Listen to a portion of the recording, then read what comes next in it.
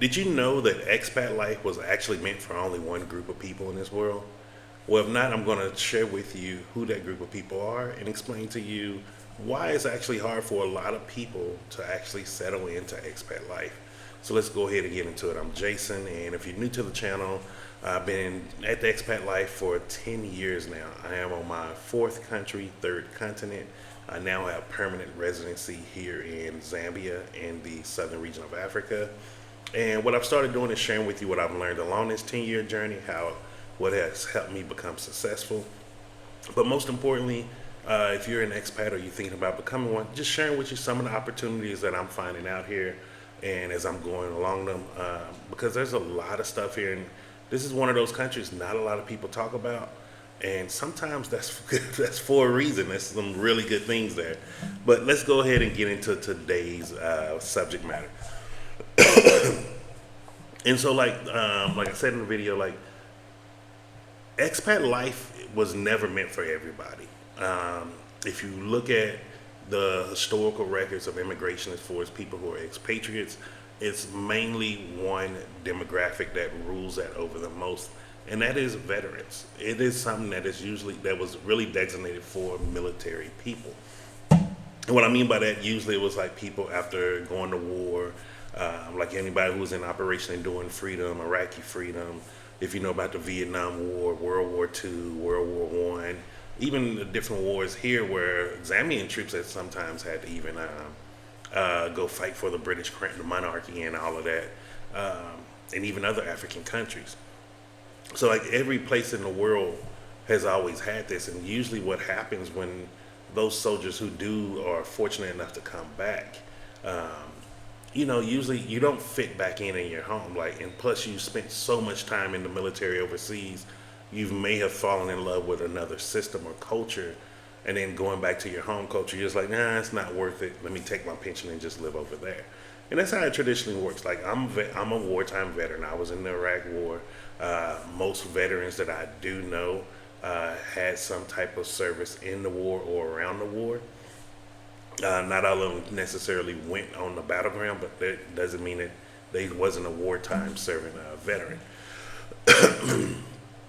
And so, like, there's a large number of veterans that are all around the world, especially from the United States. And even now, you're seeing more and more that are starting to hit their retirement numbers, and they're leaving. And that's who it's really for. And the main reason is because we come with a pension. Like, we have money coming in every single month. Like, if you just come with one big lump of cash, you're going to be in a deficit, and there's a magic number that you hit, and you have to be very mindful of your budgeting and things of that nature. Let's say if you came to a country with 200,000 US dollars, which is a great money in most countries around the world. Like here in Zambia is wonderful money, but like then let's say if you're aimless with your spending, you're not keeping track of your budget, you may be renting a house longer than you should have, or you're getting ripped off on some things. That's going to start eating through your money. And you have to be mindful because you're not working. You're not working anymore. And so you're not able to just easily go out there and earn money. Yes, there's ways to earn money with side hustles, but unless you have a lucky place like here where once you get permanent residency, you can open businesses. You can't work them, but you can open up businesses to earn money. Like, it's not that easy going around the world and really just open businesses. Some people do it legally, some people don't. I would just tell you, for me personally, I believe in doing everything by the book. I didn't go to any foreign countries to do anything illegal, so like I take my time on a lot of stuff. And with that, because like people are not taught how much money deflates, and once you move overseas, it deflates. It inflates a lot, but it's still deflating. And where most of your deflation gonna come from here is overpaying, getting ripped off. Like, let's say I can go buy a 40 by 40 plot for 400 US dollars. But then I find a place online that's selling me a 20 by 30 for 20,000 US dollars. That 20,000, that's a big chunk of money. Like, that hurts. Like, how are you going to replace that 20,000? And this is what a lot of people are not being told. So a lot of people are coming with retirements, but another thing, once you get out of the United States healthcare system, the food system, like, you live a lot longer. Life feels a lot better. Also, when you're out of the rat race of stressed out at work. And so a lot of people do end up living longer, and then it's like money do run out. And so, like, if you are someone who's going to be doing the expat life and you don't have a monthly income coming in, you're going to have to be on the ground, but taking your time in a smart way. You can't just be taking too much time, but you have to take your time in a smart way to really get lay of the land, really understand how to do businesses, how to do things legally. Don't just trust the lawyer who contacts you or the lawyer you find online.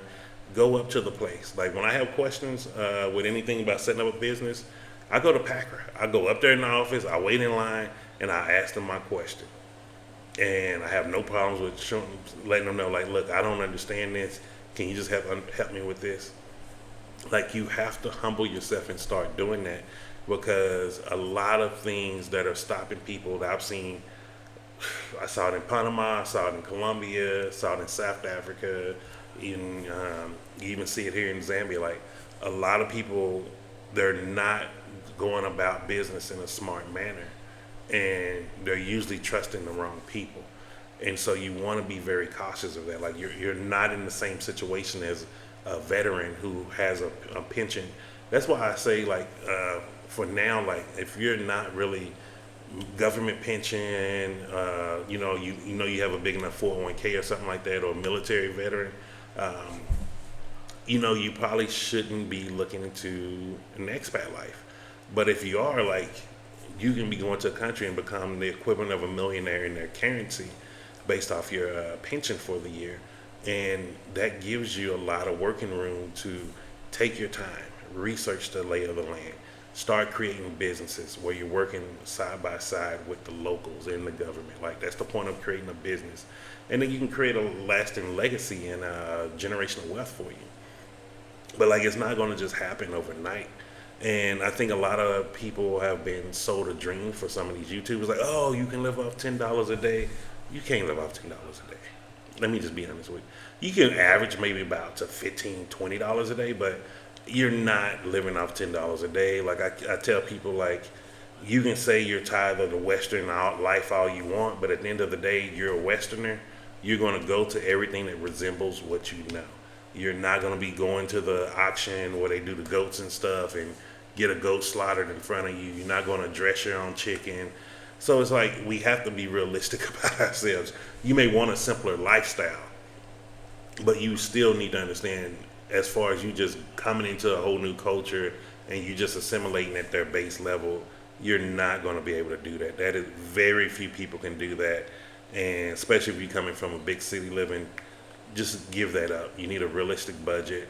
You need, like I tell people, you need to have a budget to overspend for at least 3 to 6 months, because you got to give yourself time to get that wow factor out of you, like, oh, I'm in paradise.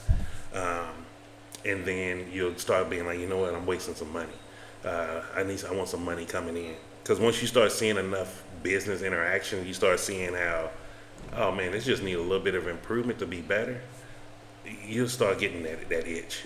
You start doing like this, like, oh man, like, I'm giving away too much money. It's time for me to start making it. Because that's where I'm at. I'm like, look, 10 years now, I have not been able to legally earn money. Yes, doing online marketing, I was earning money through that. But like, with online marketing, people do not tell you the truth for how hard it is. It costs a lot of money up front. You're doing a lot of investment, and you're putting a lot of sweat equity in doing that. Learning copy, figuring out the times. Even with my email marketing business, I still have it. I just don't utilize it yet until I probably build my own place. That'll probably be like another year or two. But like, that's in dollars. It costs money. Like, it's not cheap to be able to send out millions and millions of emails to get your offers in front of people. Like, it's not something that's just cheap and you pay $100 and you get 3,000 back. That's not how digital marketing works. It's a lot of hard work in that. And so to be here now where I can actually open up businesses and make money that way, it's easier and simpler to start businesses here than even continuing up with my email marketing business right now. So like that should just give you an example of how difficult it is to earn money digitally, because a lot of people be out here lying. And trying to think if there's anything else that I need to say with this. That's about it. I just wanted to do this quick video because, I don't think, $100,000, $200,000, that's a lot of money, yes. But once you stop earning money, that's not a lot of money anymore. That money is just on a countdown to deflate to zero. And what I mean by that is it's losing its spending power every single day that is not being circulated and making more money for you. And so, yes, like it would be great because you're multiplying it once you come to a country like Zambia. But if you're not being mindful, you're not being cautious, that money can start dwindling. And before you know it, 60 to 70% of it's gone. And now you're in real crash out survival mode. And you're just making really huge mistakes. And then that's how some good people end up losing their integrity, or they become liars and stuff like that. It's because they go into that crash out survival state, and it's not a good place. It's very stressful. I can't even imagine being in that level, especially when you're overseas, you're in a foreign country with no one else to fall on, and then all of a sudden you have nothing. Like I can't imagine it. That's a scary feeling, and I'm a big control freak. So like I control myself very, very strict. I'm strict. Yeah, I'm strict on myself. Like today, I've been in the house all day. There was no electricity, and I have this rule: if I can't wash my butt, I can't leave the house. Electricity just now came back. I'm about to take my shower. I already put my food on for dinner. Like I like being in the house because going out, it costs money. Every time I go out, I'm spending money, and it ain't making babies for me to come back. When I'm buying land, like going in this business deal where I'm going to be a part owner, we're purchasing cars, like all that is putting money out so it can go make babies and come back to me. Like one of my favorite affirmation songs, my money is like a bunny, go forth and multiply. Like I want my money to go multiply. I don't like spending my money and it don't come back home.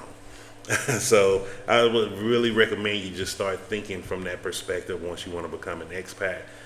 Look into countries that get you citizenship or permanent residency a lot easier or faster. That's one of the things I like about Zambia. Once you're actually in, you do have permanent residency, especially if we qualify for the retirement permit. But other than that, if you have any questions or comments, leave those down below. And just remember this, I'm Jason, and success is simple once you know how.